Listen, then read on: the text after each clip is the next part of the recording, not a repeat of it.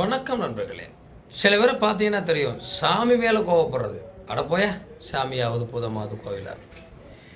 ஏன் அப்படின்னா, நம்ம எல்லார்ட்டையுமே ஒரு எதிர்பார்ப்போடு தான் இருப்போம். ஒரு கோயிலுக்கு போனால் கூட என்ன செய்வோம், கடவுளே எனக்கு இதை கொடு அதை கொடு, இதில் நான் பெரிய ஆளாகணும், இதில் நான் பெரிய ஆளாகணும், இவ்வளோ சம்பாத்தியம் வரணும், அவ்வளோ சம்பாத்தியம் வரணும், எதையாவது ஒரு நோக்கத்தோடு தானே போவோம். அப்போ அந்த நோக்கம் நிறைவேறலைன்னா என்ன செய்வோம், கோவம் வந்துருமா இல்லையா? என்னையா வருஷம் பூரா அவனுக்கு தேங்காய் உடைச்சிக்கிட்டு இருக்கேன், சாயம் கும்பிட்டு இருக்கேன், பத்தி பொறுத்திட்டு இருக்கேன், கோயிலாக தெரிஞ்சிட்டு இருக்கேன், எண்ணத்தை கொடுத்துட்டாரு, சாமியெல்லாம் வேணாம், ஒன்று வேணாம் போ அப்படின்னு சொல்கிற ஒரு வெறுப்பும் சில பேருக்கு வரும்.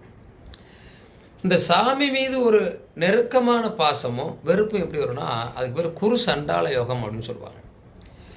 இந்த 12ஆம் இடம் என்பது அயன சயன சுகம்னு சொல்லுவோம். அந்த 12ஆம் இடத்துல குரு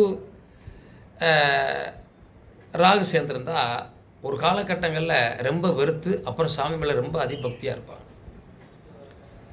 நீங்கள் இந்த குரு ராகு சேர்ந்து இருக்கிறது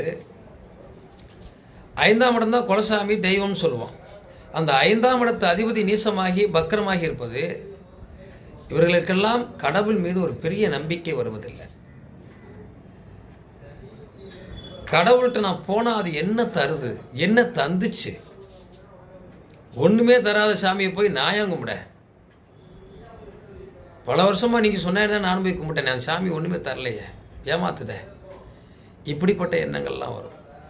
இது குருவோட ராகு சேர்க்கிற போது அல்லது 5ஆம் இடத்து அதிபதி வக்கரம் நீசமாகிற போது இந்த மாதிரி எண்ணங்கள் தலை தோங்குகிறது.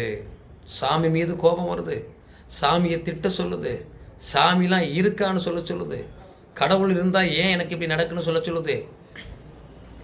கடவுள் மீது அதீதமான கோபத்தையும் வெறுப்பையும் ஏற்படுத்துகிறது.